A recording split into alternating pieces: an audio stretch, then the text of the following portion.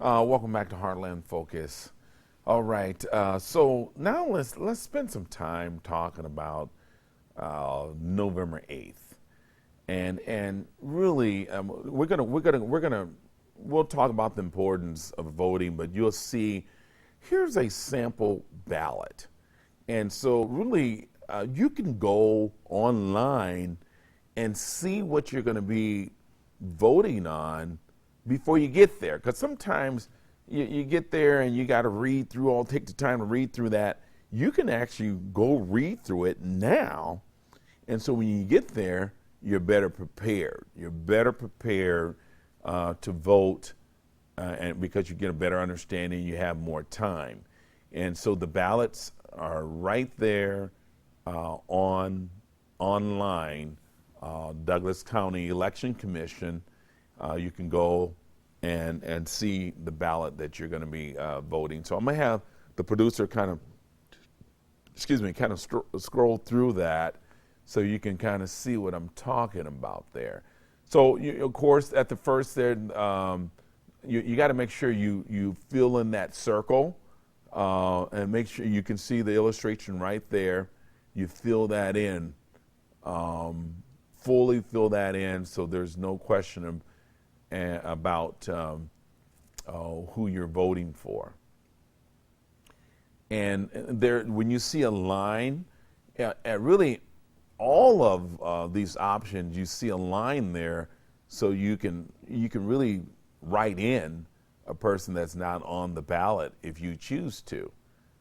You can write in yourself if you want to. You can write in anybody you want to, and but I happen to believe that for the most part we have a pretty solid system, especially here in Nebraska. I mean, you just don't hear a lot about people tampering with ballots and doing the kind of things that you're hearing in other places. And I think it's really kind of sad that we have an election that here we promote all over the world and help train other countries this whole thing we call democracy and the vote and the power of the people, and we don't have confidence in our own system of really deciding our next president or deciding local elected officials or state, and so I think that's kind of sad, but I believe we do. I think we have a pretty solid system.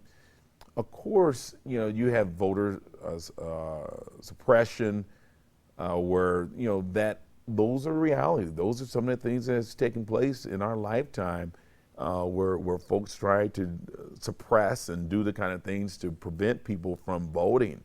So, we may have some of that, and I think we got to really charge through that, or really create environments that we remove those barriers, and especially people that are trying to prevent people from a right that we have.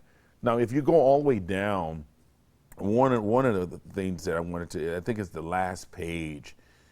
I want you to see that, but it's the state of Nebraska referendum ordered by petition of the people. So this is the people. There again is about the people, and so you see there it says retain or repeal. You got to be careful with reading the definition. So make sure you read the definition of each one. So really you see that on the screen there. It says a vote to retain will eliminate the death penalty. So retain, you would think, oh, you're keeping something, right? But so a vote to retain will eliminate the death penalty and change the maximum penalty for the crime of murder in the first degree to life imprisonment by retaining Legislative Bill 268, passed in 2015 by the first session of the 104th Nebraska legislature. And so then you have repeal. And so when you look at the definition of repeal, a vote to repeal, that will keep the death penalty as a possible penalty for the crime of murder in the first degree by repealing Legislative Bill 268, passed in 2015 by the first session of the 104th Nebraska's legislature. So repeal, you will look at, it will keep the death penalty as a possible penalty for the crime of murder in the first degree. Retain will eliminate the death penalty and change the maximum penalty for the crime of murder in the first degree. So thus, I think that's important, that that it's up to you in terms of where you're at and what you choose to either retain or if you choose to repeal. But it's somewhat kind of confusing there when you look at the word retain. And so retain, you're going to vote retain if you choose and if you want to eliminate the death penalty. And if you want to keep it, you want to mark down repeal. And so retain is to eliminate, repeal is to keep. And it's kind of weird, huh? Kind of weird there, but that's what it is. And I don't know if that was done purposely to kind of, it seems like with some of these things, we just don't use common sense. Now, you can find also on this website your area in which you're going to go and vote. If you don't know, don't wait until the last minute. Go and give them a call, you guys. Give them a call, find out where your polling place will be, and take the time. And you don't have to wait until November 8th to vote. You just don't have to do that.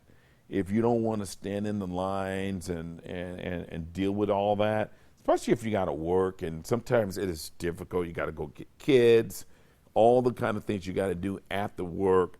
Sometimes it's challenging to go vote after work. And the same challenge that you have of getting ready for work and getting your kids off to school and so on, it is difficult to vote before. And then now you got to find time, either take your lunch break or sometime during the day to go vote. So you could go vote early, and you just go to the Douglas County Election Commission, and you can see there that map that we have up, and that tells you your area, all the polling places and your precincts and all that good stuff. This election, not on the national level, not only on the national level, but locally, it is important that we get out there and vote.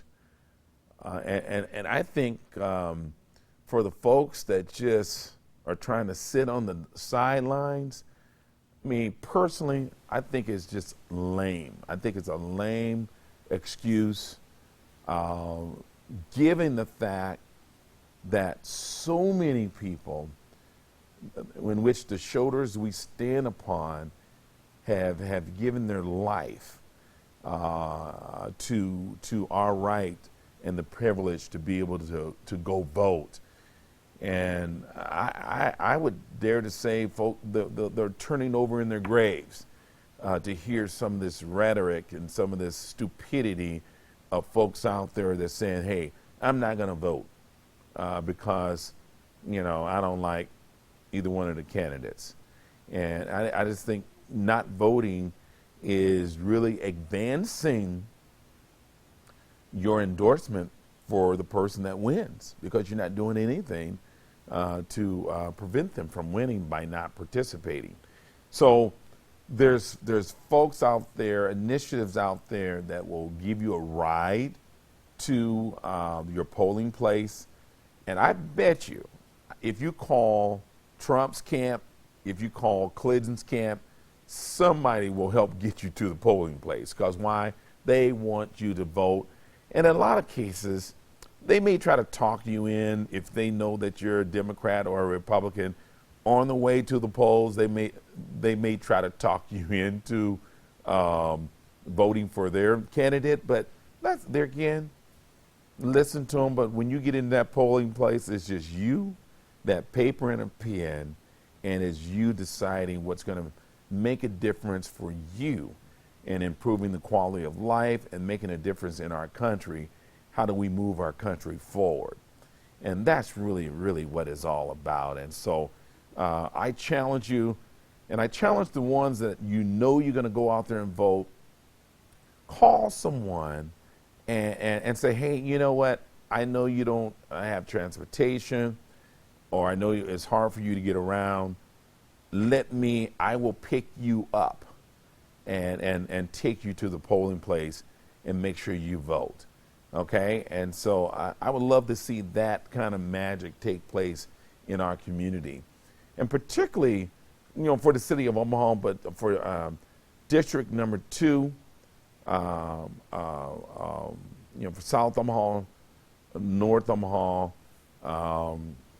it is time to really, they have this old saying, put up or shut up. It's time that we stop talking about it and being about it, using the power of the vote to advance our position, our concerns, and our resolve to make a difference in our community, improving the quality of life, to live, work, and play. The voting, the power of the vote can help with that. And so we got to hold people accountable that we put in office. And sometimes we put them in office and we walk away and, I don't care if it's Republican or Democrat. Accountability is key, that we hold our elected officials accountable. And so I challenge you guys to join me and being a part of this village of caring about our future, caring about it enough to do something about it and not just sit on the side and watch it go by. And so we're going to take a break, and coming up next, we got some great live entertainment, some arts and all that kind of stuff taking place on the historic corner of 24th and Lake Street. Stay with me, and we'll be right back.